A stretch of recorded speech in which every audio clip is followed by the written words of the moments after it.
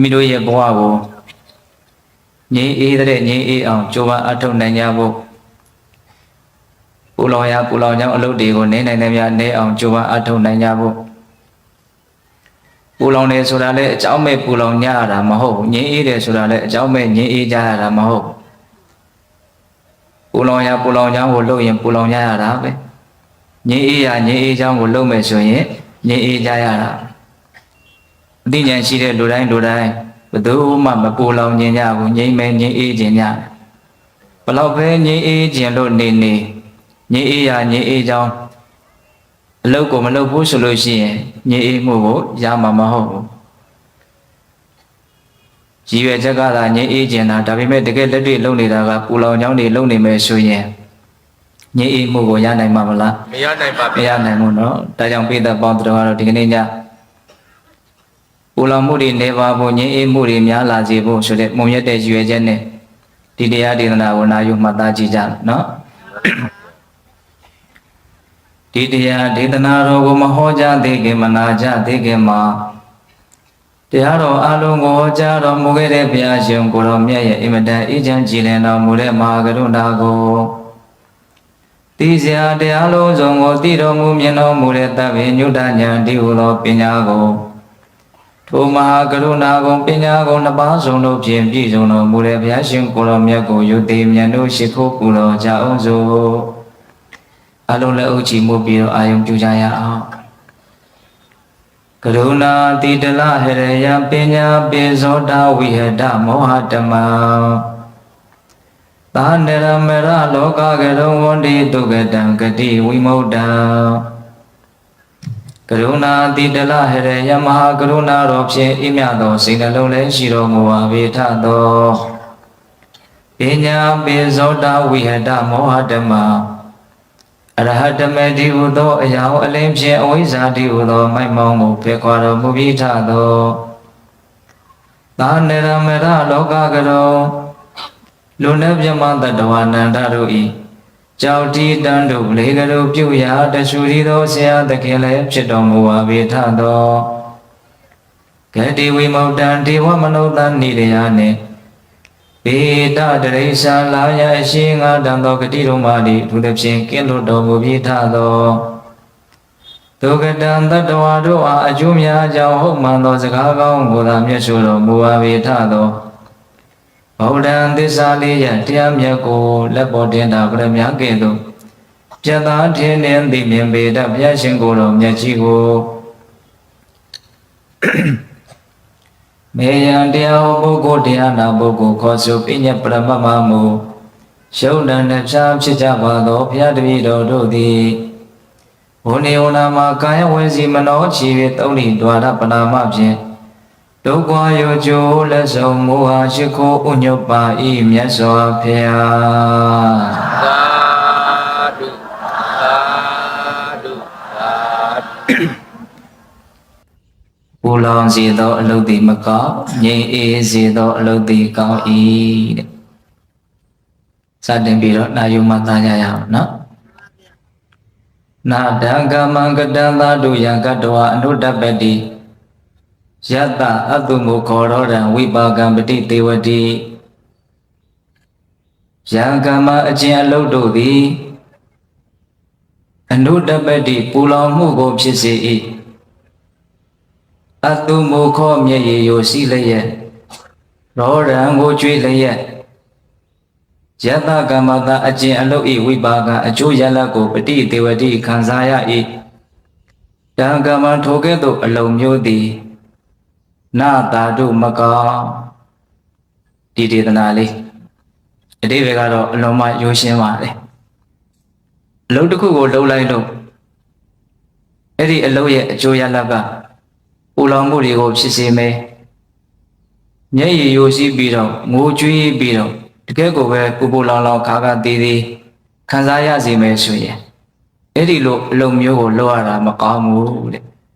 ဘာမှနားမလည်စရာမရှိပါဘူးနော်လာပါဗျာဒါကိုလှုပ်လိုက်လို့ဒီလိုပြောလိုက်လို့ဒီလိုတွေးလိုက်လို့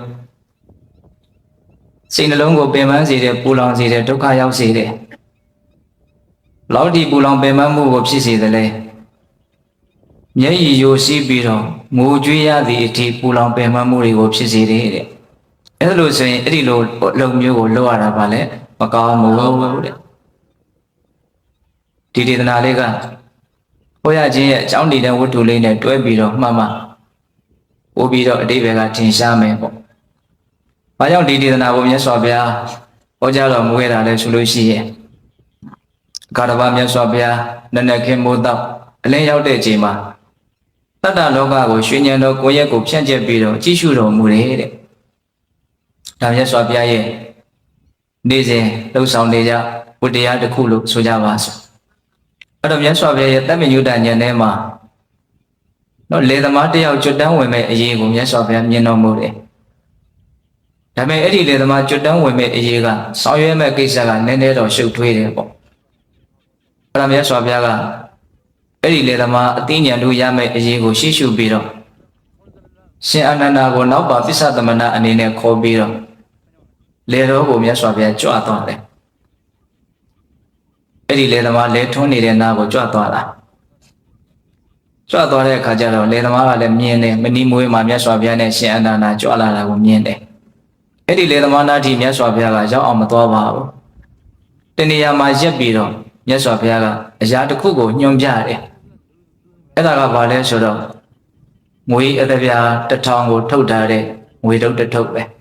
။အဲ့ဒီငွေတုပ်ကိုမြတ်စွာဘုရားကညွှန်ပြပြီးတော့နှုတ်တော်ကလည်းပဲဘလို့မိတ်ရှိတယ်လဲဆိုတော့အာနန္ဒာတဲ့အလွန်အစိတ်ပြင်းတဲ့ဟောဒီမွေကိုမင်းမြင်ရလားလို့မေးတယ်တဲ့။ငွေတို့ကိုပြပြီးတော့အစိတ်ပြင်းတဲ့မွေကိုမင်းမြင်ရလား။အဲ့တော့ရှင်အာနန္ဒာကလည်းသဘောပေါက်တယ်။မြတ်စွာဘုရားအလွန်အစိတ်ပြင်းတဲ့မွေကိုတပည့်တော်မြင်ပါတယ်ဗျာ။အဲ့ဒါလောက်လေးပဲပြောပြီးတော့မြတ်စွာဘုရားနဲ့ရှင်အာနန္ဒာအဲ့ဒီနာကနေပြန်ကြွသွားကြတယ်။အဲ့ဒီလိုပြောဆိုတဲ့စကားတန်တွေကိုလဲထွန်းနေတဲ့လဲထွန်းယောက်ျားကြားရတယ်။အိုးအလွန်စိတ်ပြင်းတဲ့မွေဆိုပါလား။အဲ့လိုဆိုရင်ငါလည်းဒီလေကိုထွန်းနေရတာ။ဒါဟာငါအတွက်အနေရှိတယ်။ဒါကြောင့်အဲ့ဒီမွေကိုသွားပြီးတော့ငါဖယ်ရှားမှဖြစ်မယ်။သွားကြည့်မယ်။ဘာမွေလဲ။အဲ့ဒါနဲ့နွားတွေကိုရက်ထားခဲ့ပြီးတော့နွားမောင်းတဲ့တပြားကလေးကင်ပြီးတော့သူလာတယ်။အစိတ်ပြင်းတဲ့ဘလို့မွေများတွေ့ရမလဲဆိုတဲ့စိတ်ကူးကလေးနဲ့လာတာပေါ့အဲ့ဒီနေရာရောက်တဲ့အခါကျတော့အစိတ်ပြင်းတဲ့မွေကိုမတွေ့ရဘဲနဲ့မွေသေးပြထောင်တော့ကိုသူတွေ့ရတယ်။အော်အဲ့လိုဆိုလို့ရှိရင်ဘာကိုမြဲရည်ရွယ်ပြီးတော့ပြောသွားတယ်လေငါနားနဲ့ဆက်ဆက်ကြားလိုက်ရတာအစိတ်ပြင်းတဲ့မွေတွေကောင်ကိုမြင်ရလားလို့မြတ်စွာဘုရားကရှင်အာနန္ဒာကိုမေးတာရှင်အာနန္ဒာကလည်းမြင်ပါတယ်ဘုရားလိုပဲရှောက်လိုက်တာ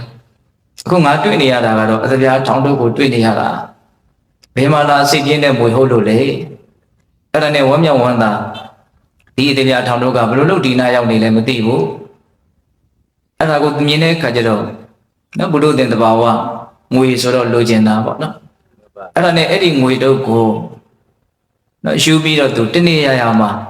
နော်ဖုံတို့သေးတို့နဲ့ပတာလေးဖုံးထားလိုက်တယ်တကယ်စင်စစ်အဲ့ဒီငွေတုပ်က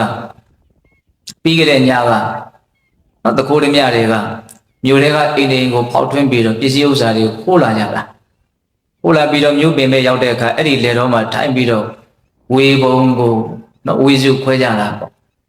အဲ့လိုဝေစုခွဲတဲ့အခါမှာခေါင်းဆောင်ဖြစ်တဲ့တကိုးကဒီအသပြားထောင်တော့ကိုသူကဝေဘုံညာတဲ့ကိုမထည့်ဘဲနဲ့ဖွက်ထားတာအဲ့ဒါအကုန်လုံးပြီးတော့ဝေလို့ပြန်သွားကြပြီဆိုတော့အဲ့ဒါကိုသူမေ့နေအဲ့ဒီငွေတော့ကကြံနေရတာတကယ်စင်စစ်အဲ့ဒီအကြောင်းအရာတွေသူဘာမှမသိဘူးနော်ငွေတော့ကိုမြင်တော့ရကျင်တဲ့စိတ်နဲ့ပဲအဲ့ဒီငွေတော့ကိုတနေရာမှာရွှေ့ပြီးတော့မြေကြီးတွေနဲ့တာတာလေးပုံထားလိုက်တယ်အဲ့လိုနဲ့သူဆက်ပြီးတော့လဲထွန်းနေတာစိတ်ကူးတွေကတော့တော်တော်ကိုမိနေတာပေါ့တော့လေတော့ပြန်ရင်ဒီငွေတော့ကိုယူသွားမယ်ငါတော့တော်တော်ကိုစင်ပြေတာပဲကြည်စံကံကောင်းလိုက်တာလေရထောင်တော့ကိုနေရင်ထိုင်ရင်နဲ့တွေ့ရတယ်ဝမ်းသာနေတယ်ကြည်နူးနေနှစ်သက်နေတယ်နော်ဒါပေမဲ့ခဏနေတော့သူ့ရဲ့ဝမ်းသာမှုကြည်နူးမှုကကြာကြာမခံဘူးလူတစုရိုးရိုးနဲ့ရောက်လာကြတယ်အဲ့ဒါကဘယ်သူတွေလဲဆိုတော့ညာကဖောက်ထွင်းခံလိုက်ရတဲ့အိမ်ကအိမ်ရှင်တွေနဲ့ဆွေမျိုးတွေပေါ့တခုတည်းညာကအိမ်ကိုဖောက်သွားတယ်ဆိုတော့ခြေရာကိုရှောက်ပြီးတော့လိုက်ပြီးတော့ရှားကြတာနော်ခြေရာလက်ရာရှောက်လိုက်လာကြတာလိုက်လာရင်လည်းဟာဒီနားမှာသူတို့ဝေဘုံညာခွဲကြတာပဲ အဲ့လိုနဲ့ခြေအားလေးရပြက်နေတဲ့တင်နေရာကိုကြည့်လိုက်တဲ့အခါကျတော့ဒါကဘာကိုဖုတ်ထားလည်းမသိဘူးအဲ့ဒါနဲ့ပေါ်ပြီးတော့ကြည့်လိုက်တဲ့အခါကျတော့ငွေတို့ကိုတွေ့ရတဲ့အခါကျတော့မှကြည်စမ်းတခိုးကအခုကြမှာလဲထွန်းကြီးဟန်ဆောင်းနေတာကိုငွေကအစိတ်တက်တော့မယ်ဟုတ်လားတခိုးကအခုကြမှာလဲထွန်းကြီးဟန်ဆောင်းနေတာကိုဆိုပြီးတော့သူကလူရင်ကလည်းများတာဆိုတော့အဲ့ဒီလေသမားကိုကျုပ်နဲ့တုတ်ပြီးတော့ဗန်းစီရိုက်နှက်ပြီးတော့ဘရင်တွေကိုပို့လိုက်တယ်အဲ့ဆိုဘုရားကဒါကိုရင်ညွှန်းတာနော်အနန္ဒအစိတ်ပြင်းတဲ့မွေကိုမြင်ရလားဆိုတာဒါသူကြီးကျယ်ထိတ်လန့်တုန်လှုပ်တယ်ဒါဘရင်ဒီရောက်တဲ့အခါကျတော့ကောသလရှင်ဘုရင်ကတကူဆိုလို့ရှိရင်တော့အမှုထင်ရှားနေတာပဲသူ့ကိုလက်ပြန်ညှိုးတုပ်ပြီးတော့တောင်းဆိုရင်နေကြလို့ရှိရင်ခေါင်းဖြတ်ပြီးတော့တတ်လိုက်တယ်ဟာမတတ်သေးခင်မှာမြို့ထဲမှာလမ်းစုံလမ်းကလမ်းလေးကရောက်တိုင်းရိုက်နှက်ပြီးတော့မြင်ရတဲ့လူတွေဒီလိုရာဇဝမှုမျိုးကိုမလွန်ကျူးဝင့်အောင်ကြောက်လန့်အောင်အဲ့ဒါကိုမင်းတို့စံပြအနေနဲ့သူ့ကိုလည်းပဲအဲ့လိုရိုက်နှက်ရမယ်အမိန်ပေးလိုက်တယ်အဲ့ဒါနဲ့အဲ့ဒီတကူကိုတတ်မလို့ဆိုပြီးတော့ဆွဲခေါ်သွားကြတယ်တကယ်တမ်းကသူခိုးတာမဟုတ်ဘူးနော်ဒါပေမဲ့သူဘာမှဖြေရှင်းလို့မရအဲ့ဒါနဲ့ရာဇဝသားတွေကသူ့ကိုရိုက်တိုင်းသူ့ရဲ့နှုတ်ကအာနန္ဒာစိတ်ပြင်းတဲ့မွေကိုမြင်ရလားမမမြင်ပါတယ်ဖေ။ရသော်ဘုရားနဲ့ရှင်အနန္ဒာပြောခဲ့တဲ့စကားကိုပဲသူကရွတ်ဆိုတယ်။တခြားဘာမှသူမပြောဘူး။အဲ့တော့မင်းချင်းတွေကအာနာပကွတ်သားတွေကဒါထုဆန်းနေမြတ်စွာဘုရားလည်းပါရဲ့ရှင်အနန္ဒာလည်းပါရဲ့အစိတ်ပြင်းတဲ့မွေဆိုတာလည်းပါရဲ့ရိုက်လိုက်တိုင်းအော်ဟင်းကိုကြွေးတာမဟုတ်ဘဲနဲ့ဒီစကားကိုပဲထပ်ပြောနေတယ်။အဲ့တော့ထူးခြားမှုရှိတယ်ဆိုပြီးတော့မတတ်သေးခင်လက်မလွန်သေးခင်မှာပြန်ပြီးတော့သူ့ကိုဘုရင်ကြီးတွေကိုခေါ်သွားတာပြန်ခေါ်သွားတဲ့အချိန်မှာအကျိုးအကြောင်းလျှောက်တော့ဘာကြောင့်အဲ့လိုអော်ရတာတော့ဘာကြောင့်အဲ့လိုပြောဆိုမြည်တမ်းနေရတာတော့အဲ့ဒီကြတော့မှသူကမနေ့တုန်းကသူလဲထွန်းနေတော့ရှင်အနန္ဒာနဲ့မြတ်စွာဘုရားကြွလာပြီးတော့ပြောကြဆိုကြတဲ့အကြောင်းကိုတလုံးမကျန်အကုန်လုံးပြန်ပြီးတော့သူတို့ဥတင်တယ်အဲ့ဒီမှာကောသလရှင်ကြီးကအေးတဲ့အဲ့လိုဆိုလို့ရှိရင်ဟုတ်မဟုတ်သူ့ကိုတေးကြအောင်ငါစီစစ်အောင်မယ်ဒါကြောင့်မတက်ကြသေးနဲ့အောင်ညနေခင်းရောက်ပြီဆိုလို့ရှိရင်မြတ်စွာဘုရားကြီးကိုသွားရင်းနဲ့ငါသူ့ကိုခေါ်သွားမယ်အဲ့ဒါနဲ့ညနေခင်းရောက်ပြီဆိုတော့မြတ်စွာဘုရားကြီးကိုသွားရင်းနဲ့ကောသလမင်းကြီးကအဲ့ဒီယောက်ျားကိုခေါ်သွားတာဟိုရောက်တော့ဒီယောက်ျားလျှောက်ထားတဲ့နောက်စကားတွေမှန်ရလားဆိုတာကိုမြတ်စွာဘုရားကိုမေးတော့မြတ်စွာဘုရားကဟုတ်မှန်တယ်ဆိုတဲ့အကြောင်းကိုတက်သိခံတော်မူတယ်ပေါ့ဟုတ်တယ်မနေ့တုန်းကငါနဲ့အာနန္ဒာအဲ့ဒီကိုရောက်ခဲ့တယ်အဲ့ဒီငွေတို့ကိုငါညွှန်ပြပြီးတော့အစိတ်ပြင်းတဲ့ငွေကိုတွေ့ရလားမြင်ရလားအဲ့ဒီမှာရှင်အနန္ဒာကလည်းမြင်တယ်ဆိုတဲ့အကြောင်းသူပြောတဲ့စကားတွေအကုန်လုံးမှန်တယ်လို့မြတ်စွာဘုရားတက်သိခံတော်မူတော့မှအဲ့ဒီယောက်ျားဟာအသက်ချမ်းသာရအဲ့ဒီမှာမြတ်စွာဘုရားကသောတဝဂါထာလေးကိုဟောတာအလုံးတစ်ခုကိုလှုပ်လိုက်လို့ပူလောင်မှုကိုဖြစ်စေမယ်မျက်ရည်ယိုစီးပြီးတော့ငိုကြွေးမှုကိုဖြစ်စေမယ်ဆိုရင်အဲ့ဒီလိုမျိုးပူလောင်မှုဆင်းရဲမှုပင်ပန်းမှုကိုဖြစ်စေတဲ့အလုပ်မျိုးကိုလုပ်ရတာမကောင်းဘူးလို့အဲ့လိုမြတ်စွာဘုရားဟောအဲ့ဒီဒေသနာရဲ့ဆုံးမှာအဲ့ဒီလေထွန်းတဲ့ယောက်ျားဟာသောတပတိမေညာပူညာကိုရတယ်ဒီနေ့မှာဒီစကားရဲ့အဓိပ္ပာယ်လေးကနောက်ပိုင်းမှာဦးဇင်းတို့အကျေပြောပါမယ်ပူလောင်မှုကိုဖြစ်စေတဲ့ပင်ပန်းမှုဆင်းရဲမှုကိုဖြစ်စေတဲ့အလုပ်တွေဆိုတာဘလို့အလုပ်မျိုးတော့ဘလို့အလုပ်မျိုးလို့သူကတိတိကျကျဒီထဲမှာပြောပြထားအောင်နော်ဒါကိုလှုပ်လိုက်လို့စိတ်တွေပူလောင်ရမယ်ဆင်းရဲရမယ်ပင်ပန်းရမယ်ငိုကြွေးရတဲ့အထိဒုက္ခရောက်ရမယ်ဆိုရင်ဒီလိုအလုပ်မျိုးလုပ်တာပဲကောင်းမလို့ဒီလောက်ပဲပြောလိုက်တာပါပူလောင်မှုပင်ပန်းမှုကိုဖြစ်စေတဲ့အလုပ်တွေကဘလို့အလုပ်မျိုးတော့ဒါလေးကိုနောက်ပိုင်းကျတော့ဦးဇင်းတို့ရှင်းပြီးတော့ပြောပါမယ်ဟုတ်လားဒါကပူလောင်မှုကိုဖြစ်စေသောအလုပ်တွေမကောင်းလို့တရားကောင်းစဉ်ထဲမှာအဓိပ္ပာယ်လေးတွေအနှစ်ချုပ်ပါဝင်သွားအောင်ဒါဦးဇင်းတို့အဲ့လိုလေးပေးထားတာပါနော်ငြိမ်းအေးမှုကိုဖြစ်စေသောအလုပ်တွေကောင်း၏နောက်တစ်ပိုင်းလာအောင်မယ်နော်ဒါကဦးဇင်းတို့ဘာလာဝတ်ထဲမှာဒီဂါထာလေးနှစ်ပုဒ်ကိုရှင်းစင်နောက်ဆက်တန်ခါရဏတင်တော်မူရတဲ့မထေရမြတ်ကြီးတွေကမှတ်တမ်းတင်တော်မူခဲ့တာဂါထာလေးနှစ်ပုဒ်ကလည်းစင်စင်လေးတူပါတယ်အဓိပ္ပာယ်ကတော့ဖြောင်းဖြောင်းဆန့်ကျင်နေတယ်ပေါ့နော်ခုဒုတိယပြောမဲ့ဂါထာကဘယ်လိုပြောထားတော့တင်္စကမံကတံတာတို့ယံကတ္တဝါနာနုတ္တပတိယတ္တပီတိတောတုမနောဝိပါကံပတိတေဝတိယံကမံအကျဉ်လုပ်သည်နာနုတ္တပတိပူလောင်မှုကိုမဖြစ်စေ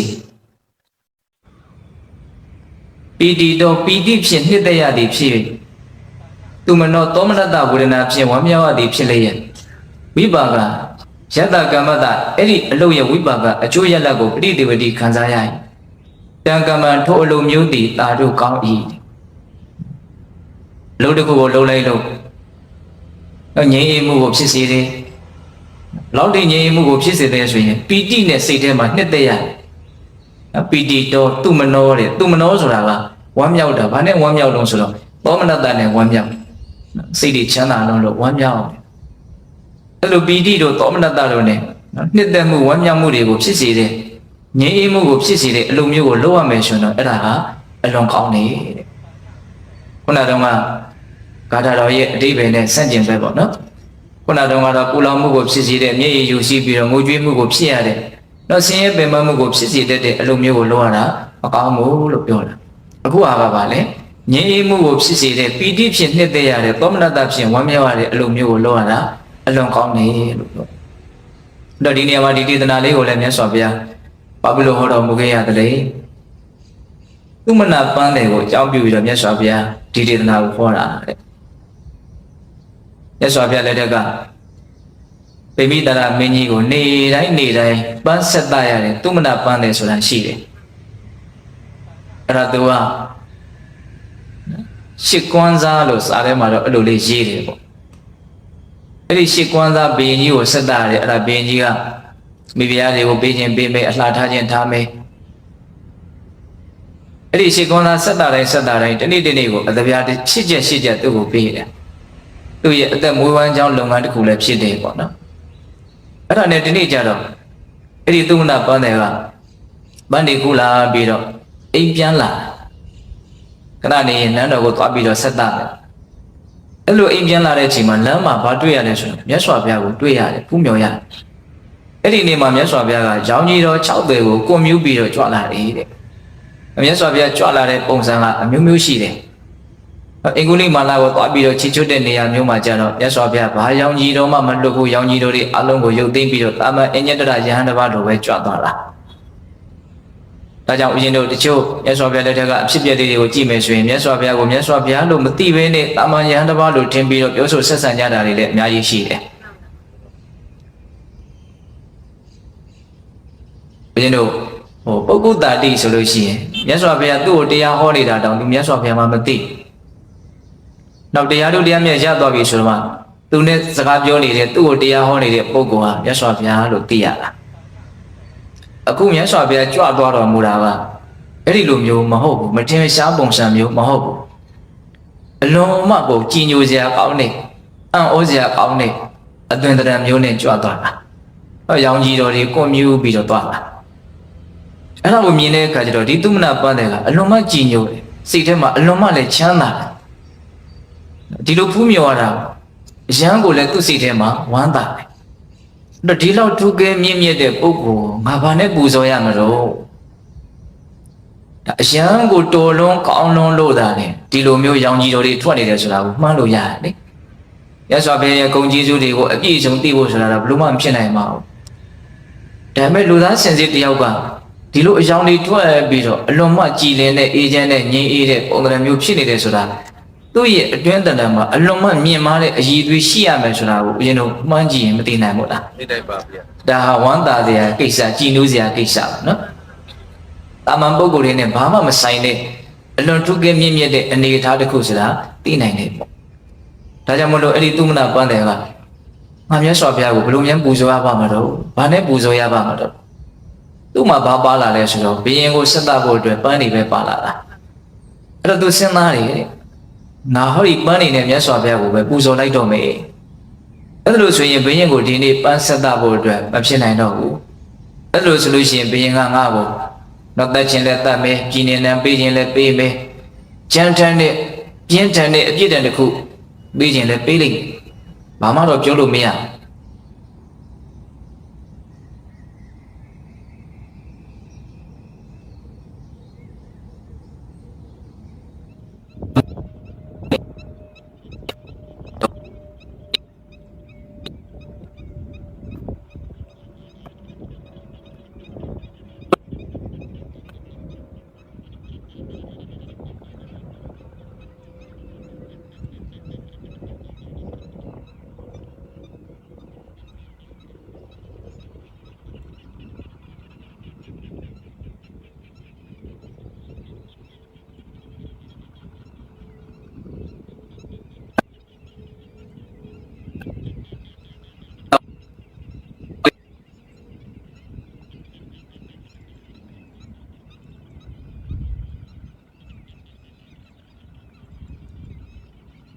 တည်သွားနိုင်တယ်ဆိုတာ तू သိတယ်သိပြီမဲ့လို့ဒါကိုရဲဝန်း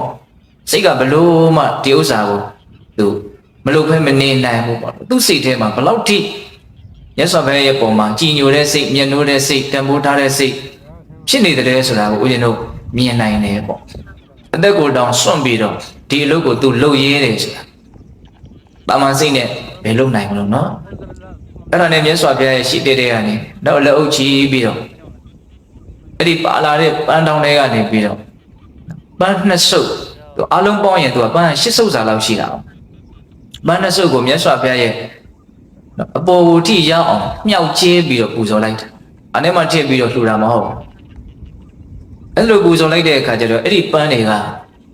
မြတ်စွာဘုရားရဲ့ခေါင်းပေါ်ကနေမျက်နှာကျက်လိုမျိုးဖြစ်သွားတယ်တဲ့။၄တောင်ကနေနော်။အံ့ဩစရာဒါမြတ်စွာဘုရားရဲ့တကူတော်လိုလဲဆိုနိုင်တယ်ပေါ့။အဲ့ဒါနဲ့သူအယံဝမ်းသာသွားတယ်။သူဆန်းလိုက်တာပန်းတွေကအောက်ပြုတ်ကြမှာသွားခေါင်းပေါ်ကနေပြီးတော့မျက်နှာကျက်ကလေးလိုမြတ်စွာဘုရားကြွတဲ့နောက်ကိုနော်လိုက်သွားမယ့်အနေအထားမျိုးလေးနဲ့တွေ့နေတာတီးနေတာအဲ့ဒါနဲ့နောက်ထပ်ပန်းနှစ်စုပ်ကိုမြတ်စွာဘုရားရဲ့လက်ရဘက်ကိုမှန်းပြီးတော့သူပြစ်ကျဲလိုက်တယ်အဲ့ဒီပန်းနှစ်စုပ်ကမြတ်စွာဘုရားရဲ့လက်ရဘက်ကနေပြီးတော့အကာလေးကာထားတယ်လို့ဖြစ်သွားတယ်တဲ့နောက်ထပ်ပန်းနှစ်စုပ်ကိုပြစ်ကျဲလိုက်တော့အဲ့ဒီပန်းနှစ်စုပ်ကမြတ်စွာဘုရားရဲ့နောက်ကျောကနေပြီးတော့အကာလေးကာလိုက်တယ်လို့ဖြစ်သွားတယ်နောက်ထပ်ပန်းနှစ်စုပ်ကိုပြစ်ကျဲလိုက်တဲ့ပြစ်ကျဲပူဇော်လိုက်တဲ့အခါကျတော့လက်ဝဲဘက်ကနေပြီးတော့အဲ့ဒီပန်းနှစ်စုပ်ကမြတ်စွာဘုရားကိုကာထားတယ်လို့ဖြစ်သွားတယ်။ပန်း၈စုပ်ကုန်သွားတယ်။ရှိတဲ့ရတော့ဗဒင်းပေါက်လေးတော့ပေါ့။ဘောကမျက်နှာကျက်ရှိမယ်။ဘေးကအကာနှစ်ခုရှိမယ်။နောက်ကအကာရှိမယ်။အမျက်လေးပန်းလေးတွေကနော်အညာလေးတွေကမြတ်စွာဘုရားရဲ့ဘက်မှာရှိပြီးတော့အပွင့်လေးတွေကပြင်ဘက်ကိုလဲနေတယ်။မြတ်စွာဘုရားထွက်တဲ့ရောင်ကြီးတော်နဲ့ဒီပန်းလေးတွေရဲ့အနေအထားနဲ့မြတ်စွာဘုရားရဲ့ယူပကာရတော်နဲ့လို့မှကြည့်လို့ဖူးလို့မဝလောက်တဲ့အထိတင့်တယ်တော်မူတယ်ပေါ့။အဲ့ဒါရာဇုံမျိုးတစ်မျိုးလုံးဟာဥဩတောင်းတင်ဖြစ်တယ်ကြည်စံအရန်ထူးဆန်းတာပဲမဖြစ်စဘူးထူးခဲ့တဲ့အဖြစ်ရတကူအဲ့ဒီပန်းလေးတွေကနော်အဝိညာဏကအသက်မရှိပေမဲ့လို့နော်တဝိညာဏကမြတ်စွာဘုရားအသက်ရှိတဲ့မြတ်စွာဘုရားကြွရနောက်ကိုနော်အသက်ရှိတဲ့ကဲ့သို့သူတို့ကလည်းလိုက်ပါသွားကြတယ်မြတ်စွာဘုရားဒီတိုင်းကြွသွားအဲ့ဒါလေးကလည်းပါသွားတယ်လောက်အံ့ဩစရာကောင်းနော်ဒီနေရာမှာဦးဇင်းတို့မြတ်စွာဘုရားရဲ့ဘုရားအရာဆိုတာတာမန်ပုဂ္ဂိုလ်ရဲ့ဉာဏ်နဲ့ကြံစီလို့မရနိုင်ဘူးနော်မကြံစီနိုင်တော့သည့်အထိပါရမီတရားတွေကိုဖြည့်ဆည်းခဲ့တဲ့ပြုကျင့်ခဲ့တဲ့အကြောင်းတရားတွေရှိခဲ့တဲ့အတွက်ကြောင့်ရရှိတဲ့အကျိုးရလဒ်တွေဟာလည်းပဲဦးဇင်းတို့တာမန်ဉာဏ်နဲ့ဘယ်လိုမှသက်ဝင်လို့မရနိုင်ဘူးပေါ့အဲ့လိုနဲ့ဦးဇင်းတို့သုံးနာပန်းတွေကလည်းအလုံးမဝမ်းသာတယ်ပေါ့သူ့လိုရက်ကိုသူပီတိဖြစ်တယ်နှစ်သက်တယ်အဲ့ဒါနဲ့အကုန်လုံးတိုင်းသူပြည်သားတွေယုံနဲ့ကြွေးကြော်သံတွေလည်းစူးညံနေတယ်ပေါ့အဲ့ဒါနဲ့မြတ်စွာဘုရားကဗိမိတာရာကြီးရဲ့ဗိမိတာရာရှင်မင်းရဲ့နန်းရင်တွေကနေကြွလာ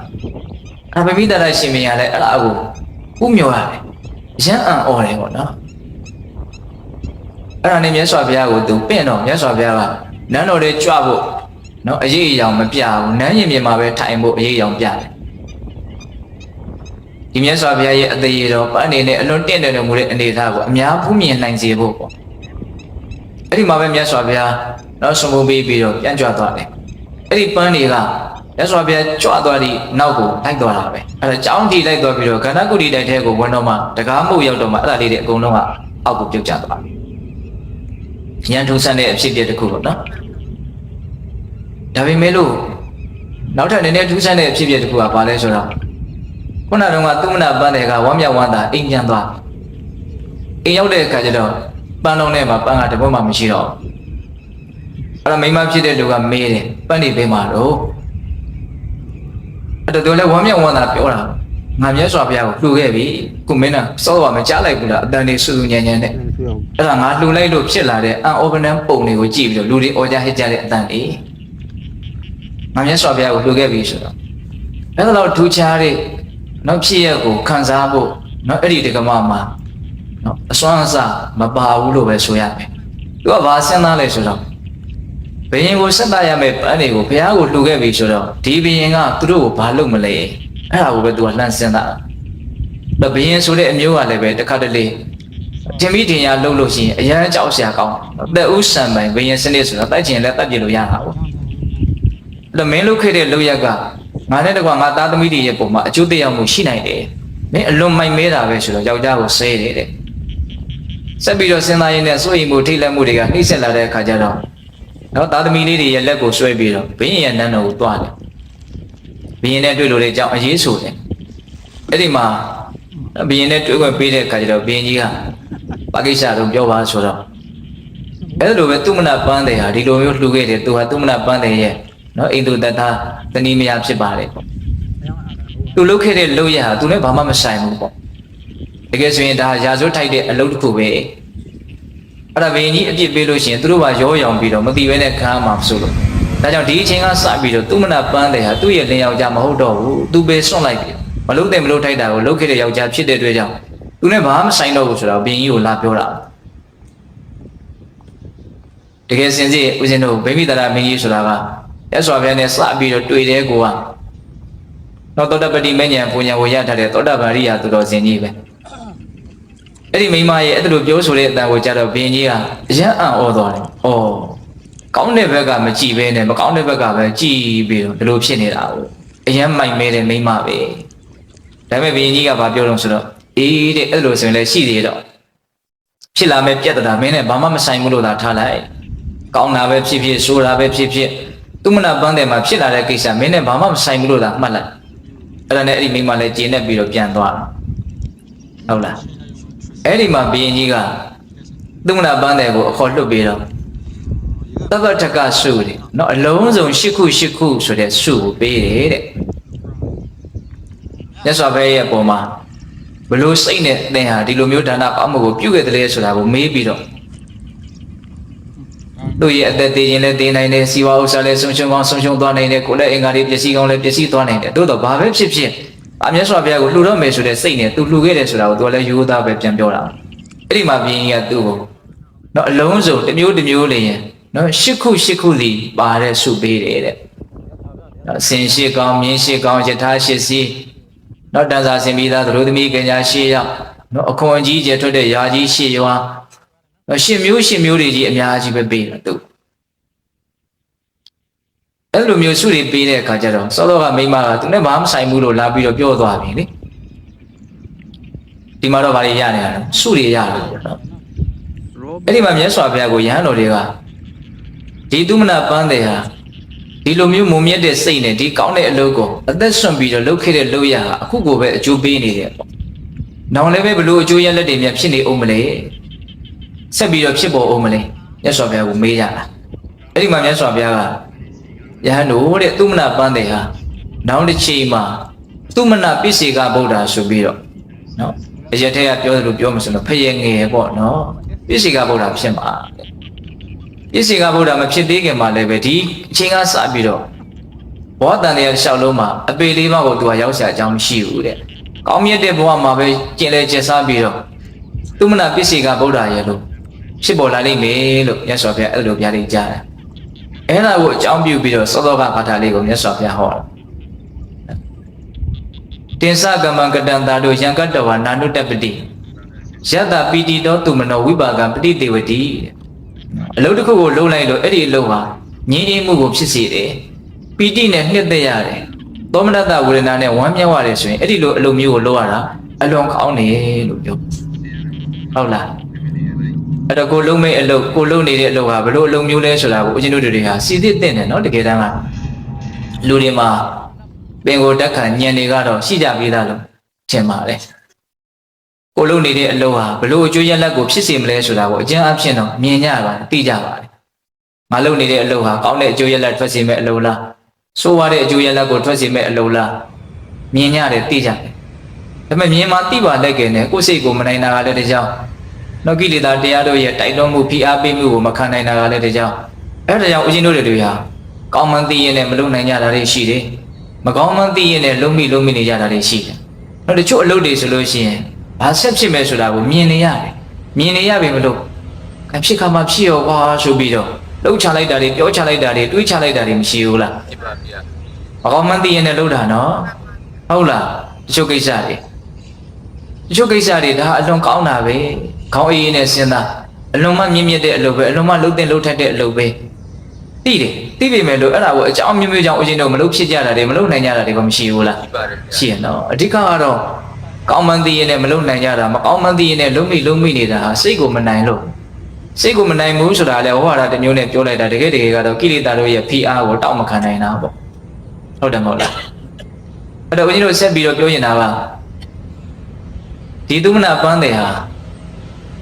အလွန်တရာမှမုံမြတ်တဲ့စိတ်နဲ့ဆင်းရဲဒုက္ခတွေတွေ့ရင်တွေ့ပါစေဆိုတဲ့စိတ်နဲ့ဒီကောင်းတဲ့အလုပ်ကိုစွန့်စားတာလုပ်ခဲ့တာအဲ့ဒီစွန့်စားရဲဆိုတဲ့သဘောလေးကိုလည်းနည်းနည်းတော့စဉ်းစားရအောင်အဲ့ဒါနဲ့ဆက်ပြီးတော့ပြောစရာကောင်းတဲ့ဂါထာတစ်ပုဒ်ဦးဇင်းတို့ဓမ္မပဒပါဠိတော်ပကိဏကဝတ္ထဲမှာလာတာလည်းရှိမတ္တဒုက္ခပရိစ္ဆာကပတ္တိစီဝိပုလံဒုက္ခံစစီမတ္တဒုက္ခံဒီတော့တမ္ပတ္တံဝိပုလံဒုက္ခံအဲ့ဒီဂါထာလေးရဲ့အဓိပ္ပာယ်လည်းအရင်ကောင်းတယ်မတ္တဒုက္ခပရိစ္ဆာကပတ္တိစီဝိပုလံဒုက္ခ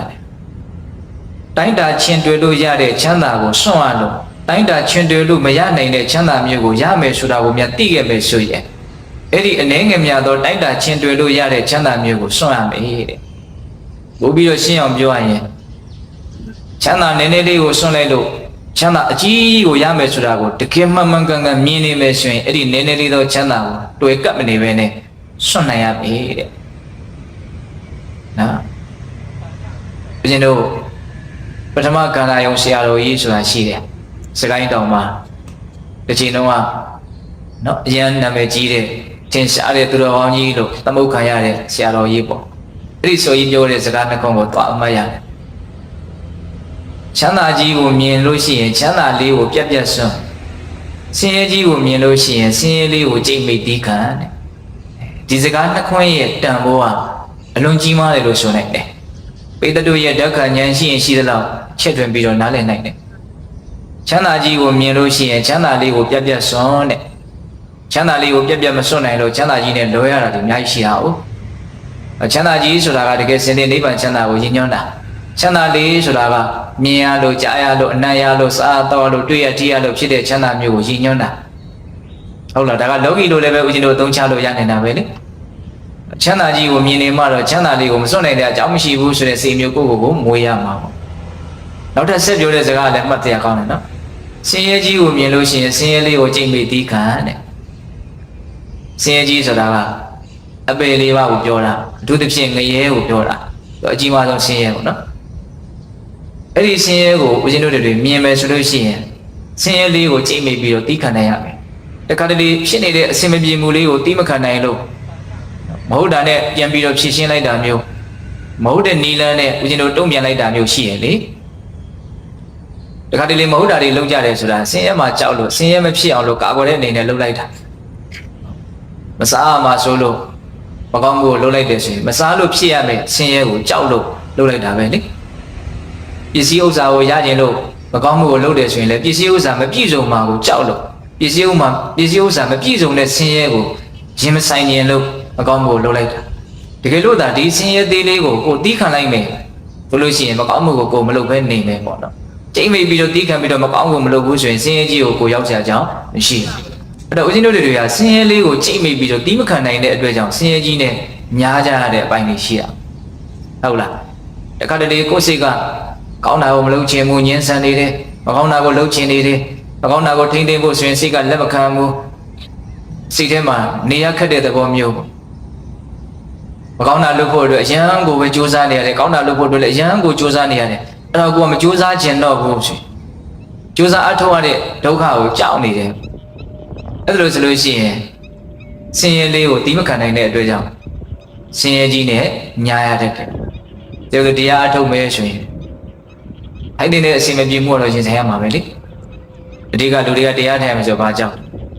ညောင်းတော့မှာပဲနာတော့မှာဒုက္ခဝေဒနာကိုကြောက်နော်ဒီကနေ့ဒုက္ခဝေဒနာဆိုတာစိတ်ဝင်စားတရားပဲလို့နားလည်မယ်ဆိုရင်မြင်ကွင်းကတစ်မျိုးဖြစ်သွားတာကိုအလုံးမမောတဲ့ကိုအလုံးအကောင်းတင်နေတဲ့ဒီခန္ဓာကိုယ်ကြီးကနေဖြစ်လာတဲ့သဘောဘယ်မှသူမှလာပေးထားတာမဟုတ်ဘူးလောက်စိတ်ဝင်စားတရားကောင်းလားခံရခက်နေတဲ့သဘောကိုစိတ်ဝင်စားတဲ့နားလည်အောင်လုပ်တဲ့အဲ့ဒီဒုက္ခကိုကြောက်လို့ဒုက္ခကိုကြိတ်မိပြီးတော့တီးမခံနိုင်လို့ ဒုက္ခကြီးနဲ့တွေ့ရတဲ့အနေအထားမျိုးတွေရှိတယ်ဒါကြောင့်ဆရာကြီးကခုနစကားလေးနဲ့ရှင်းပြီးတော့နော်သူစကားလေးတွေကအမှုပညာမြောက်တယ်လို့တောင်ဆိုနိုင်ပါတယ်ချမ်းသာကြီးကိုမြင်လို့ရှိရင်ချမ်းသာလေးကိုပြက်ပြက်စွန့်ဆင်းရဲကြီးကိုမြင်လို့ရှိရင်ဆင်းရဲလေးကိုချိန်ပြီးတော့တီးခါတဲ့ခုနကတော့သူမနာပန်းတဲ့လှုပ်သွားတဲ့လှုပ်ရက်ကိုကြည့်လေအနည်းငယ်များသောချမ်းသာကိုစွန့်လို့အများကြီးသောချမ်းသာကိုရမယ်ဆိုတာကိုမြင်နေလို့ရှိရင်အနည်းငယ်များသောချမ်းသာကိုစွန့်ရမယ်ဆိုတဲ့မြတ်စွာဘုရားရဲ့ဒေသနာနဲ့ညီနေတယ်ပေါ့သူစဉ်းစားတယ်လေငါအခုဒီပန်းကိုဘယင်ကိုသွားပြီးတော့ဆက်သလို့ရမယ်ချမ်းသာကဘယ်လောက်လဲဓမ္မပဒထက္ကရာထဲမှာအဲ့ဒါကိုတိကျရေးထားတယ်ဟုတ်လားဦးသိန်းကမေ့ပြီးတော့မပြောတာဘယင်ကငါ့ကိုပေးမဲ့ငွေကြီးကြောင့်ဖြစ်တဲ့ချမ်းသာကဘယ်လောက်ရမလဲဘယ်လောက်ဖြစ်မလဲငါမြတ်စွာဘုရားကိုလှူလိုက်လို့ဖြစ်ပေါ်တဲ့ကုသိုလ်စေနာကြောင့်ဆက်ပြီးတော့ရမယ်ချမ်းသာကဘယ်လောက်လဲအများကြီးကွာချက်တဲ့တောင်ဒီချမ်းသာကိုယူမယ်သူအဲ့လိုရွေးတာဘယင်ပေးမဲ့ချမ်းသာကိုစွန့်တာနော်မတ္တာဒုက္ခပရိစ္ဆာကပတ္တိစီဝိပုလံဒုက္ခမတ္တာဒုက္ခဆိုတာတိုင်းတာလို့ရတဲ့ချမ်းသာဘုလောကီချမ်းသာဆိုတော့တိုင်းတာလို့ရတဲ့ချမ်းသာနော်သိဘလောက်ချမ်းသာတယ်ကဏ္ဍနဲ့သတ်မှတ်ထားတာနော်ဟုတ်တယ်မဟုတ်လားအဲ့လိုတိုင်းတာချင်းတွေလို့ရတဲ့ချမ်းသာမျိုးကိုစွန့်လို့တိုင်းတာချင်းတွေလို့မရတဲ့ချမ်းသာမျိုးကိုရမယ်ဆိုတာများသိရင်တဲ့ဝိပုလဒုက္ခဆိုတာအလွန်ကြီးကျယ်ပြန်ပြောတဲ့ချမ်းသာအဲ့ဒါနိဗ္ဗာန်ချမ်းသာကိုပြောအဲ့ဒါကိုတကယ်မှန်မှန်ကန်ကန်သာမြင်နေမယ်ဆိုလို့ရှိရင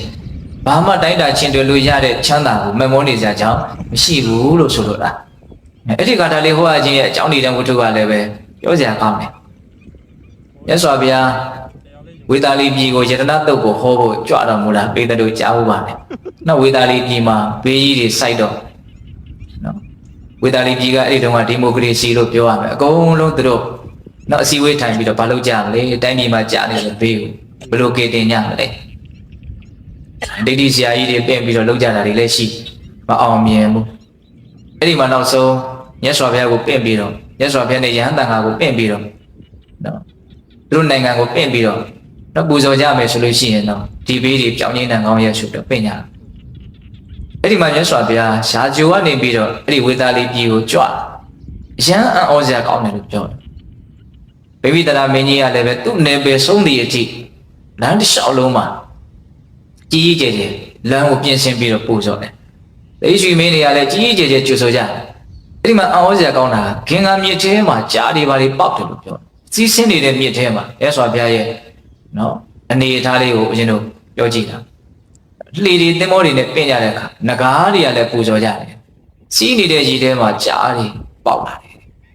။ရမ်းအောစရာကောင်းလူတွေရောနတ်တွေရောအကြီးအကျယ်ပူဇော်ကြတယ်။ထီးဖြူတွေတဲ့ခန္ဓာနာနာမှတ်တမ်းတင်ထားတာရှိ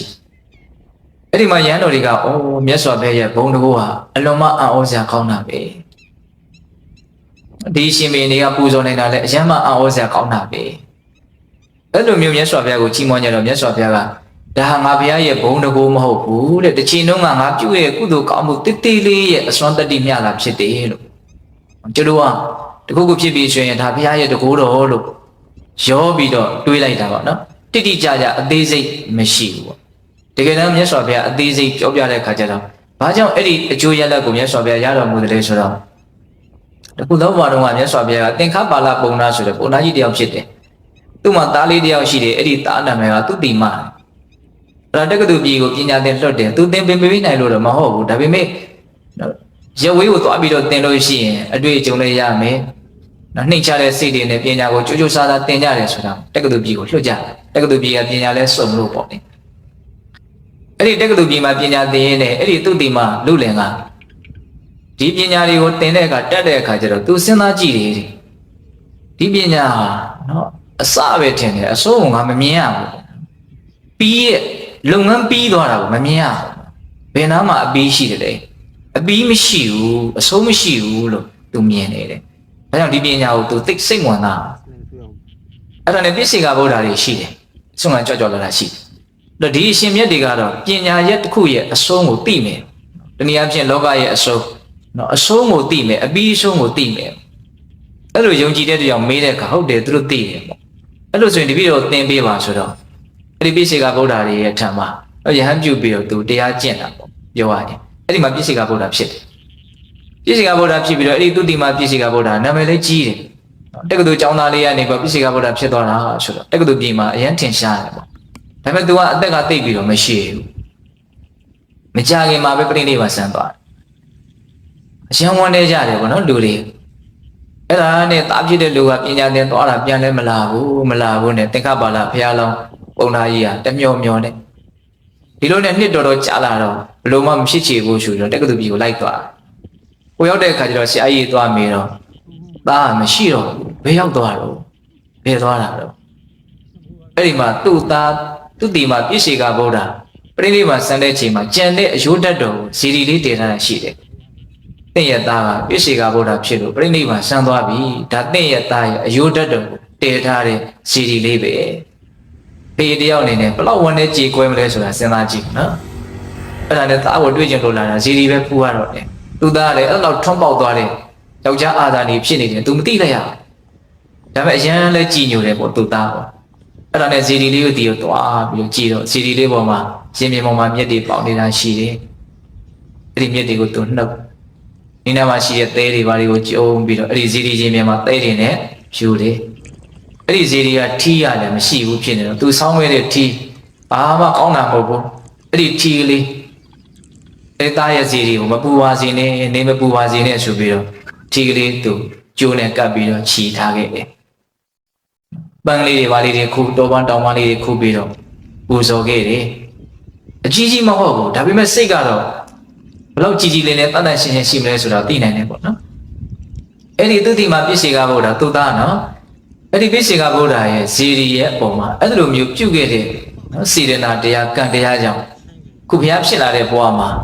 အံ့ဩစရာကောင်းလို့တဲ့ပူဇော်တက်ကာတာကိုရတာလို့မြတ်စွာဘုရားဟောတာအဲ့ဒီအဖြစ်အပျက်လေးကိုအခြေခံပြီးတော့သောလောကဂါထာလေးကိုမြတ်စွာဘုရားဟောတာတိုင်းတာချင်းတွေ့လို့ရတဲ့ချမ်းသာကိုစွန့်မယ်လို့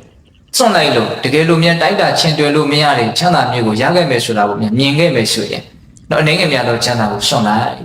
ဒီလေးပဲပြောတာဟုတ်လား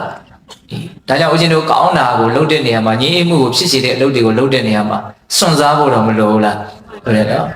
ထိုက်တဲ့လောကီနော်ဆုံးရှုံးမှုကြုံရင်လည်းကြုံရမှာပဲလေအညာဟိလာဘုပဏိတာအညာနိဗ္ဗာန်ဂါမိနိလက်ပူဇော်တက်ကာတာကိုရဖို့အတွက်လမ်းကတလမ်းတကယ်ငြိမ်းအေးမှုချမ်းသာအစစ်နိဗ္ဗာန်ကိုရဖို့အတွက်လမ်းကတလမ်းလို့ပြောတာအဲ့ဒါကိုလုံနေမယ်ဆိုလို့ရှိရင်အဲ့ဒီချမ်းသာမှုအစစ်ကိုရှားနေမယ်ဆိုလို့ရှိရင်ပုထုတဲ့တဘာဝတန်ဖိုးထားနေတဲ့တန်ဖိုးရှိလို့ထင်တဲ့အရာတွေလည်းဆုံးရှုံးတာမျိုးကြုံရင်လည်းကြုံရမှာအဲ့ဒါကိုအဆုံးရှုံးမခံနိုင်ဘူးဆိုရင်အဲ့ဒါလည်းကောင်းတာနဲ့လွဲသွားမှာပဲလေတတ္တဝါတွေရတယ်ဆိုတာကိုရှာတာကိုရတာပဲဟုတ်တယ်မဟုတ်လားရှာဖွေခြင်းကလည်းအမျိုးမျိုးရှိတာဟုတ်အဲ့တော့ဒီနေ့မှာဦးဇင်းတို့ပြောနေတာကကုလောင်မှုကိုဖြစ်စေတဲ့အလုပ်ဆိုတာအကုသိုလ်တရားတွေကိုပြောတာငြိမ်းအေးမှုကိုဖြစ်စေတဲ့အလုပ်ဆိုတာကုသိုလ်တရားတွေကိုပြောတာဒါရေဘူးရသဘောပေါ့နော်ပို့ပြီးတော့ဦးဇင်းတို့တိတိကျကျအသေးစိတ်ပြောရမယ်ဆိုရင်ကုလောင်မှုကိုဖြစ်စေတဲ့တရားဆိုတာကိလေသာတရားတွေကိုပြောတာကိလေသာဆိုတဲ့စကားလုံးရဲ့နာမည်ကိုအစားကုလောင်ခြင်းလို့အဓိပ္ပာယ်ရတာပဲလေဟုတ်တယ်မဟုတ်လားငြိမ်းအေးမှုကိုဖြစ်စေတဲ့တရားဆိုတာဘာကိုပြောတာလဲဝါခန္ဓာရဲ့အကြောင်းကိုအမှန်ကန်သိတဲ့ဉာဏ်ပညာကိုပြောတာပညာဆိုတာငြိမ်းအေးစေတဲ့အရာပြောရရင်ကိလေသာကမီးပဲပညာကရေပဲပညာဆိုတဲ့ရေနဲ့ကိလေသာဆိုတဲ့မီးကိုဦးဇင်းတို့ငြိမ်းသက်လို့ရတယ်ပေါ့အဲ့တော့မီးကတော့ပူလောင်စေတယ်ရေကတော့ငြိမ်းအေးစေတယ်ပေါ့နော်ဒါပူလောင်မှုကိုဖြစ်စေတဲ့အလုပ်ဒီမကောင်းငြိမ်းအေးမှုကိုဖြစ်စေတဲ့အလုပ်ဟာကောင်းတယ်ဆိုတာလေးကိုအဲ့လိုလေးဦးဇင်းတို့အသေးစိတ်နားလည်ရအဲ့ဒီမပူလောင်ကြောင်းတရားငြိမ်းကြောင်းတရားကိုသာကိုယ့်ရဲ့ဉာဏ်နဲ့ကြည်ကြပြတ်မြတ်မြင်တတ်ဖို့လိုတာဟုတ်လားပူလောင်ကြောင်းတရားကပါလေကိလေသာတရားငြိမ်းကြောင်းတရားကပါလေပညာတရားကိလေသာနဲ့ပညာဘာဖြစ်မလဲဆိုတာကဘယ်သူ့ပုံမှာမူတည်နေတာလဲတတိရှိခြင်းမရှိခြင်းပုံမှာမူတည်နေတာတတိရှိနေတဲ့ပညာလမ်းစဉ်ကိုရှောင်တတိကင်းသွားတာနဲ့ကိလေသာလမ်းကိုရောက်သွားပြီအဲ့ဒီနားလေးပဲနော်ဒါကြောင့်မြတ်စွာဘုရားနေ့တိုင်းမလို့ဟောလို့အပမဒေနသမာဓိထတတိဆိုတဲ့အပမဒါတရားနဲ့ဘုရားကောင်းတရားကိုသိအောင်လုပ်ရမယ်ဒုက္ခချုပ်အောင်လုပ်ရမယ်စစ်မှန်တဲ့ချမ်းသာကိုရအောင်လုပ်ရမယ်လို့ဟောတာဒါကြောင့်ကိုယ်ခန္ဓာကိုယ်သတိလေးစိုက်ပြီးတော့နေတဲ့အလေးချင်းကိုပြုစုပြောထောင်ရမယ်လေ့ကျင့်ရမယ်မွေးမြူရမယ်နော်ဒါကြောင့်မိသက်ကောင်းသူတော်ကောင်းတို့ဒီအပမဒါဆိုတဲ့တတိတရားလက်ကင်ထားပြီးတော့ပူလောင်ကြောင်းအလုပ်တွေကိုရှောင်ပြီးတော့ငြိမ်းအေးကြောင်းအလုပ်တွေကိုဆောင်နိုင်ကြတယ်သူတော်ကောင်းတွေဖြစ်ကြပါစေလို့ဦးဇင်းတို့ဆန္ဒပြုပြီးတော့ဒီကနေ့ညမိသက်ကောင်းသူတော်ကောင်းတို့ကြိုးပမ်းအထောက်ကြရတော့ဒါနသီလသမာဓိပညာကုသိုလ်ကောင်းမှုအစွတ်စွတ်ရဲ့စွမ်းတတ္တိကြောင့် ဘုရားတပည့်တော်တို့သည်မဉ္ဇဉ်ဘုညံမြနိဗ္ဗာန်ကိုလင်းမြန်ထုတ်ချောက်မျက်မှောက်ပြုရစေကုန်သောဟုပတ္တနာအောင်စုပြုကြကုန်ရာတည်း